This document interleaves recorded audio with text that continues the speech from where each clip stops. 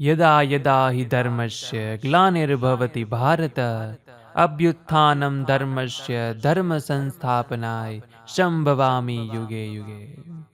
જ્યારે જ્યારે ધર્મ અને સંસ્કૃતિ ઉપર આપત્તિ આવે છે ત્યારે પ્રત્યેક યુગમાં અધર્મનો નાશ કરવા માટે અને ધર્મની પુનઃસ્થાપના કરવા માટે હું જન્મ લઉં છું। નમસ્કાર મિત્રો, ફરી એક વખત સ્વાગત છે આપનું આપણી યુટ્યુબ ચેનલ ભક્તિ કીર્તન સંગ્રહમાં। આજના આ વિડીયોમાં આપણે ગીતા જયંતિ વિશે વાત કરીશું કે આ ગીતા જયંતિનું આપણે ત્યાં શા માટે મહત્વ છે, શા માટે ગીતા જયંતિ ઉજવાય છે, શા માટે રામાયણની કે પછી મહાભારતની જયંતિ કે બીજા અન્ય ગ્રંથોની જયંતિ ઉજવવામાં આવતી નથી, તથા આ ગીતાજીમાંથી એવું શું શીખવા જેવું છે। ગીતાજીના 18 અધ્યાય છે કે જેમાં 700 શ્લોકો છે, તો આ 700 શ્લોકો આપણને કહેવા શું માગે છે તેનો ટૂંકમાં સાર કહીએ તો તે શું છે તે આપણે આજના આ વિડીયોમાં જાણવાના છીએ, સાંભળવાના છીએ। તો અંત સુધી મારી સાથે જોડાયેલા રહેજો। વિડીયો પસંદ આવે તો લાઈક કરજો, શેર કરજો, અમારી ચેનલમાં નવા હોય તો સબસ્ક્રાઈબ કરવાનું ભૂલતા નહીં કે જેથી કરીને આવા જ અવનવા વિડીયો આપ સૌને મળતા રહે।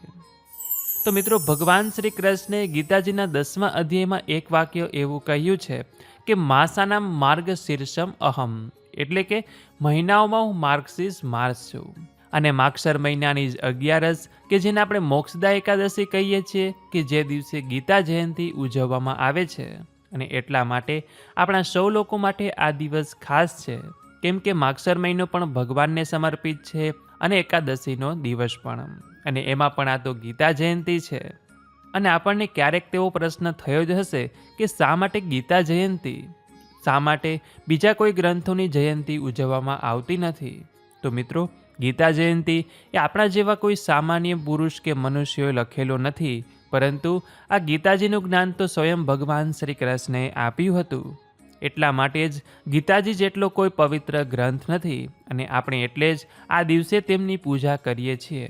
આમ તો 365 દિવસ આપણા મંદિરમાં રાખીને તેમની પૂજા કરી શકાય છે, કેમ કે આ દુનિયામાં ગીતાજી જેવો ઉપદેશ બીજે ક્યાંયથી આપણને મળતો નથી।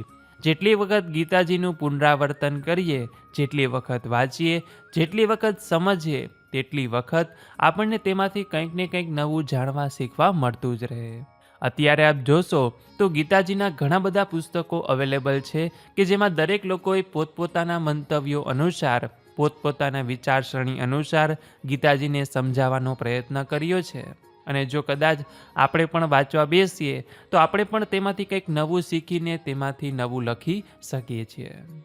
ભગવદ્ ગીતામાં કુલ 18 અધ્યાય છે કે જેને 3 ભાગમાં વહેંચવામાં આવી છે, કર્મયોગ, ભક્તિયોગ અને જ્ઞાનયોગ, કે જે કુલ 700 શ્લોકોમાં લખાયેલું છે, અને જેમાંથી 41 શ્લોકો ધૃતરાષ્ટ્રના સારથી સંજય દ્વારા કહેલા છે, 84 શ્લોક છે તે અર્જુન દ્વારા બોલાયેલા છે, અને 574 શ્લોક છે કે જે ભગવાન શ્રી કૃષ્ણ બોલ્યા છે।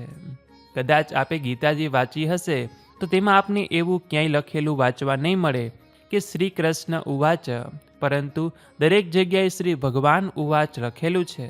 એટલે જ આ ગીતાજી આપણા માટે ખૂબ જ મહત્વની છે કે જેમાંથી નિરંતર સતત જ્ઞાનનું ઝરણું વહેતું રહે છે। હજારો વર્ષો વીતી ગયા અને હજારો વર્ષો વીતી જશે, પરંતુ મહાભારતમાં કહેલું આ ગીતાજીનું જ્ઞાન ક્યારેય પૂર્ણ થશે નહીં, તેનો દીપક હંમેશા ઝળહળતો રહેશે। ભગવાન શ્રી કૃષ્ણે અર્જુનને કેન્દ્રમાં રાખીને આપણે સૌ લોકોને જીવન જીવવાની રીત સમજાવી છે, અને તેનું ઉત્તમ માર્ગદર્શન આપણને સૌ લોકોને આપ્યું છે। ઘણા લોકોને તો ભગવદ્ ગીતા પ્રત્યે એટલી આસ્થા હોય, એટલી બધી શ્રદ્ધા હોય કે તેને 700 શ્લોકો પોતાને કંઠસ્થ હોય।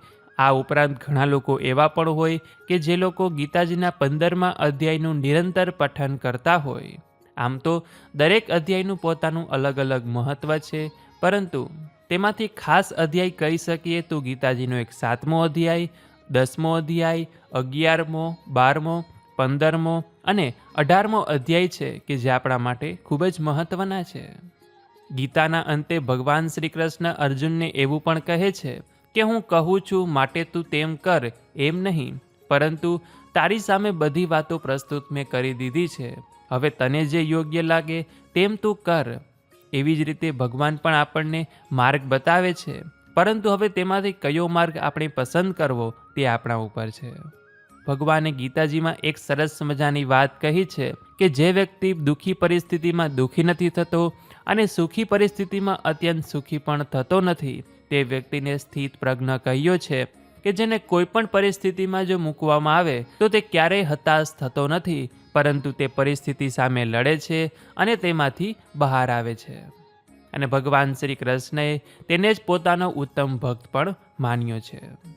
ગીતાજીના પહેલા અધ્યાયમાં ભગવાન શ્રી કૃષ્ણ મૌન હતા, કેમ કે અર્જુનને મહાભારતનું યુદ્ધ કરતા પહેલા વિષાદ થયો હતો.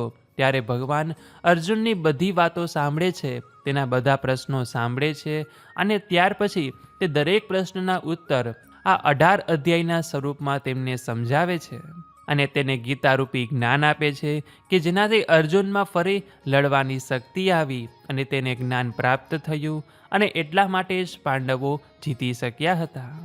ભગવાન શ્રી કૃષ્ણ ગીતાજીમાં સ્વયં એવું કહે છે કે કર્મ કરતા રહો. તો કર્મ શા માટે જરૂરી છે અને કેવું હોવું જોઈએ? તો તેના માટે ભગવાન 8મા અધ્યાયના 7મા શ્લોકમાં એવું કહે છે કે અર્જુન, તું મારું ચિંતન કર, પરંતુ સાથે તારું કર્મ પણ કર. તે પોતાનું કામ છોડીને માત્ર ભગવાનનું નામ લેતા રહેવાનું નથી કહેતા. ગીતાજીમાં લખ્યું છે કે કર્મ વિના જીવન યથાવત નહીં રહી શકતું. કર્મથી જ મનુષ્યને જે સિદ્ધિ પ્રાપ્ત થઈ શકે છે તે તો સંન્યાસ લેવાથી પણ મળતી નથી. તો હવે બીજી વાત એવી આવે કે જીવવા માટે કેવા કામ પસંદ કરવા જોઈએ? તો કે તેના માટે ભગવાન શ્રી કૃષ્ણ 3જા અધ્યાયના 33મા શ્લોકમાં એવું કહે છે કે વ્યક્તિએ પોતાના સ્વભાવ મુજબ કામ પસંદ કરવું જોઈએ. એવું કામ કે જેમાં તેને આનંદ મળતો હોય. અને એમ પણ લખે છે કે જે કામ તમારા હાથમાં આ સમયે છે, એટલે કે વર્તમાન કર્મ, તેના કરતાં કોઈ સારું છે જ નહીં, એટલા માટે તેને પૂર્ણ કરો. તો હવે એ વાત આવે કે શિક્ષા મેળવવાની સારી રીત શું છે? તો તેના માટે પણ ભગવાન 4થા અધ્યાયના 34મા શ્લોકમાં એવું કહે છે કે શિક્ષા અને જ્ઞાન તેને જ મળે છે કે જેનામાં તેને મેળવવાની જિજ્ઞાસા હોય, આતુરતા હોય અને તે તેનું સન્માન કરતો હોય. જે જાણકાર છે તે કોઈ પણ વાત ત્યારે જ જણાવશે જ્યારે તમે તેને પ્રશ્ન પૂછશો.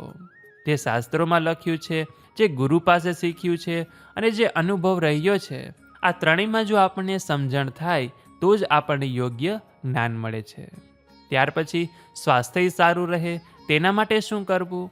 તો તેના વિશે ભગવાન શ્રી કૃષ્ણ 6ઠ્ઠા અધ્યાયના 17મા શ્લોકમાં એવું કહે છે કે જે યોગ્ય માત્રામાં ભોજન કરનાર છે અને યોગ્ય સમય પર ઊંઘ લે છે, તેનું સ્વાસ્થ્ય હંમેશને માટે નિરોગી રહે છે. અને જે વ્યક્તિ સાત્વિક ભોજન ગ્રહણ કરે છે તેનું સ્વાસ્થ્ય હંમેશને માટે સારું રહે છે. અને અંતિમ વાત કે ખુશી તો બધા ઈચ્છે છે, પરંતુ મળે કેવી રીતે? એટલે કે આનંદ તો બધાને જોઈએ છે, પરંતુ તે મળે કેવી રીતે? તો કે તેના વિશે ભગવાન 2જા અધ્યાયના 14મા શ્લોકમાં એવું કહે છે કે સુખ દુઃખનું આવવું અને જતા રહેવું એ શિયાળા અને ઉનાળાના આવવા જવા સમાન છે. સહન કરતા શીખો. અને ગીતામાં લખ્યું છે કે જેણે ખરાબ ઈચ્છાઓ અને લાલચને છોડી દીધી છે તેમને જ શાંતિ મળે છે. જે વ્યક્તિ સંતોષમાં માને છે તે હંમેશા સુખી રહે છે. અને જે વ્યક્તિ ક્યારેય સંતોષ પામી શકતો નથી અને કોઈ ઈચ્છામાંથી દૂર થઈ શકતો નથી, તેને ક્યારેય સુખ મળતું નથી અને જીવનમાં આનંદ પણ પ્રાપ્ત થઈ શકતો નથી. અને હા મિત્રો, આ ગીતા જયંતિના દિવસે ગીતાજીની પૂજા પણ કરવામાં આવે છે. જ્યારે આપણે એકાદશીની પૂજા કરતા હોય ત્યારે પૂજા સ્થાનમાં ગીતાજી પણ રાખવા, તેમની સમક્ષ પણ ધૂપ દીપ અગરબત્તી કરવાના, ફૂલ ચડાવવાના. અને હા, ગીતાજીને માત્ર પૂજન માટે જ નથી રાખવાની, પરંતુ તેમાં જે જે લખ્યું છે તેને વાંચવાનું છે. અને માત્ર વાંચવાનું પણ નથી, પરંતુ તેનું અનુસરણ પણ કરવાનું છે. ભગવાને જે જે ઉપદેશ આપ્યા છે તેનું પાલન કરવાનું છે. આજથી જ તે ઉપદેશોનું પાલન કરવાનું શરૂ કરી દઈએ. કલ કરેશો આજ કર, આજ કરેશો અબ. તો આવી રીતે ગીતાજી તો આત્મજ્ઞાનનો મહાકુંભ છે. તેનું કુંભ જ્ઞાન જીવનનું કલ્યાણ કરનારું છે. ગીતા જયંતિનો એકમાત્ર જ એવો સંદેશ છે કે આ ગીતા જ્ઞાન દ્વારા આપણા જીવનને ધન્ય બનાવવું જોઈએ. આ હતો ગીતાજીનો સંક્ષેપ સાર. અને હા, આજે મોક્ષદા એકાદશી પણ છે, તો તે એકાદશીની કથા મહિમાનો વિડીયો પણ અમારી ચેનલમાં મૂકેલો છે. તો આપ તે પણ સાંભળી શકો છો. તો મિત્રો, આ રીતે આપણા ધર્મમાં ગીતા જયંતિનો મહિમા ગાયેલો છે. અને આ ઉપરાંત ગીતાજીની એવી અનેક ઘણી વાતો છે કે જેના ઉપર આપણે જેટલી ચર્ચા કરીએ તેટલી ઓછી પડે. તો આ વિડીયો પસંદ આવ્યો હોય તો લાઈક કરજો, શેર કરજો. અમારી ચેનલમાં નવા હોય તો સબસ્ક્રાઈબ કરવાનું ભૂલતા નહીં, કે જેથી કરીને આવા જ અવનવા વિડીયો આપ સૌને મળતા રહે. તો આ સાથે હવે મને રજા આપો. મળીશું ફરીથી એક નવા વિડીયોમાં. ત્યાં સુધી આપ સૌ લોકોને અમારી ચેનલના જય શ્રી કૃષ્ણ. ધન્યવાદ. મારી સાથે જોડાઈ રહેવા બદલ આપ સૌ ભક્તોનો ખૂબ ખૂબ આભાર.